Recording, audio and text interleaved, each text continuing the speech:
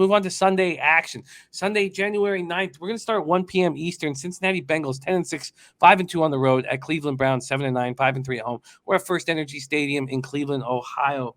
We'll start with the market move here. We have Cleveland opening up as a 3-point favorites. Is that right? There's a book saying that it's hanging a 1.5, but it shouldn't be.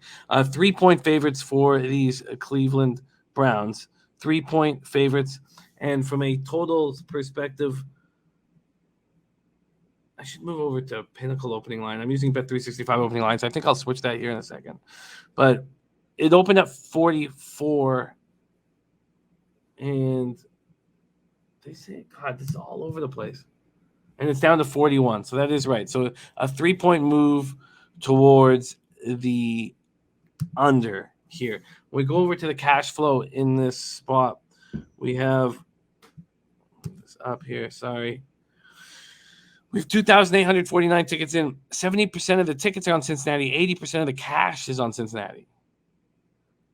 Interesting. 17% of the tickets are on the under, but 54% of the cash is on the under. Oh, and Newcork is saying Bengals are -3. They are -3. I don't know. Sorry, this site is messed up. The Bengals are -3. My fault. The site I'm using is under new ownership. Baker out. Doesn't that help the Browns right now? He's looked awful, but let's start with the Bengals. Coming in off a monster 34-31 victory at home over the Chiefs, who came in riding an 8-game winning streak. Burrow has 971 passing yards, 8 touchdowns, 0 interceptions in his last 2 games. Franchise record for passing yards, shattered it. He now has 4,611, passing Andy Dalton, who had 4,293 in 2013. He also holds the single-season franchise record for passing TDs with 34. He has passed for 300-plus yards 6 times this season. That's also a Bengals record. He has 4 career games of 400-plus yards, the most of any player in his first 2 seasons, since Hall of Famer Dan Marino had 3 in his first 2 seasons. He finished 30 of 39 for 446 yards, 4 touchdowns, 0 interceptions. Burrow's had more receiving yards to Jamar Chase than Patrick Mahomes had in the game. Chase caught 11 passes for 266 yards and 3 touchdowns, no interceptions. So Chase broke Jerry Butler's NFL rookie record of 255 yards for Buffalo against the Jets in 1979. He also set a record for receiving yards in a season by a rookie with 1,429 yards. He still has 1 game left, but he's already passed Justin Jefferson. All those guys that are breaking records wanted to do it in 16 games. They didn't want to have to do it in the 17 games. T. Higgins caught 3 passes for 62 yards. Mixon ran 12 times for 46 yards, caught 7 passes for 40 yards. The defense didn't manage a sack, but did hit Mahomes 4 times.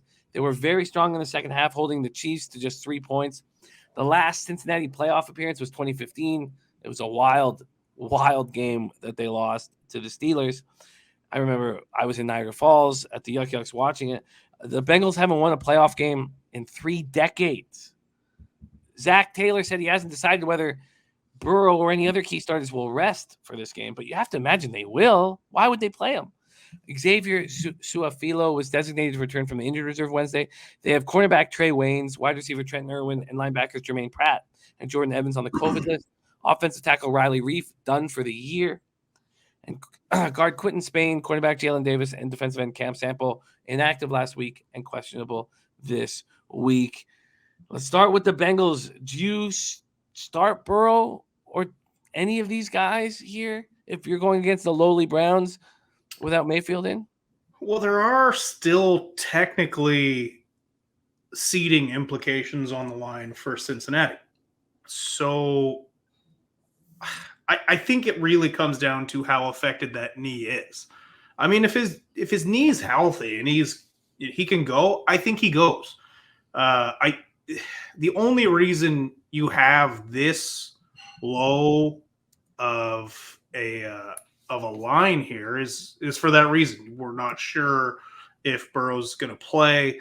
I think he does, and I think I want to move on this because, listen, I do think not having Baker in is a good thing for the Browns.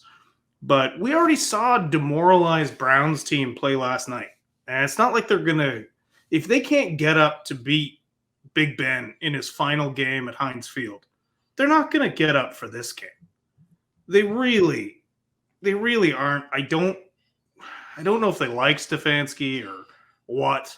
I don't know if he's going to be gone. I think he's being a little bit unfairly judged. Not entirely. He does deserve a fair amount of the blame, but they've been hit with COVID at the wrong times. The heart of their season was just decimated with injuries. This Cleveland Browns team, if healthy, would have had a much better record. They might be sitting here at 10-6. Instead, they're at 7-9. This team's demoralized. I can't see them getting up to play at all in this game. Dutchy says, "Give me Cincy 6-1 last 7 ATS." I just don't see why Burrow would be out there. I mean, Jake Allen's their backup, right? I mean, it's going to be the Jake Allen show.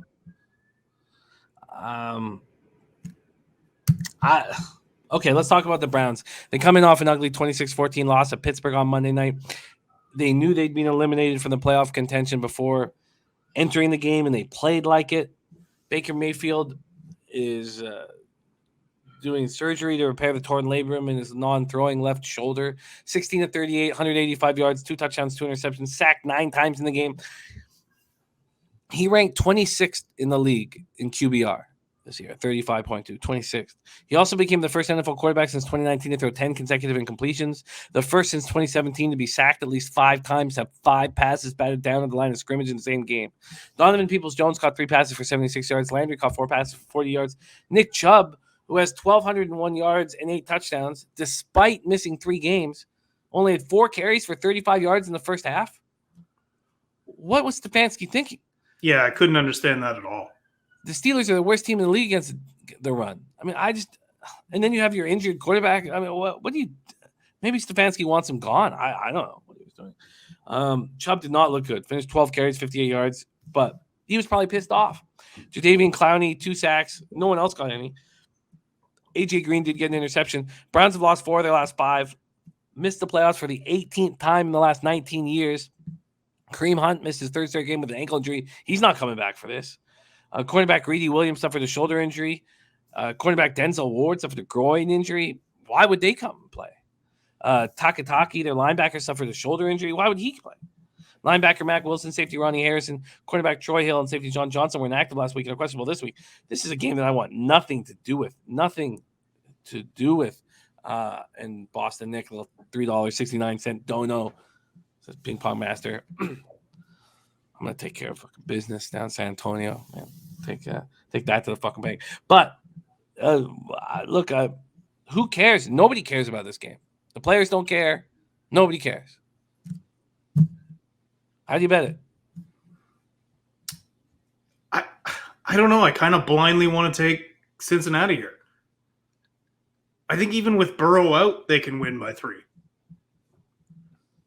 Again, technically seeding still does matter for Cincinnati. They can still move up if certain teams lose, like the Patriots or the Bills.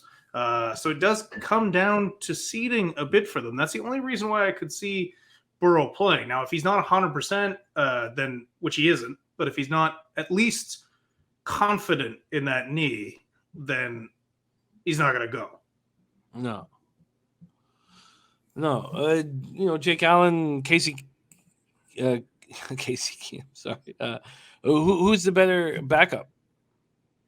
Oh, Case Keenum's a better backup for sure. We know Case Keenum can run Kevin Stefanski's offense. He did it in Minnesota, and he did it efficiently there. He's not a bad quarterback. He's just not a good quarterback. Jake Allen, I'm trying to be nicer in the new year, so no comment. I don't want anything to do with this, but why would the Browns even try? At least the Bengals feel good about themselves. So I can understand it, I guess. Yeah. I guess I can understand it. I just, the main thing for me this week is I don't want to get talked in. I don't want 10 plays. It's never worked out for you me. got to pick your spots in week 18. So are the Bengals -3 one of those spots because they feel good about themselves? There's Birdie in the house. Great to have you, Birdie. There's Chris Brady and Nasty Nate rolling with us. So Bengals -3. I guess. Let's move on.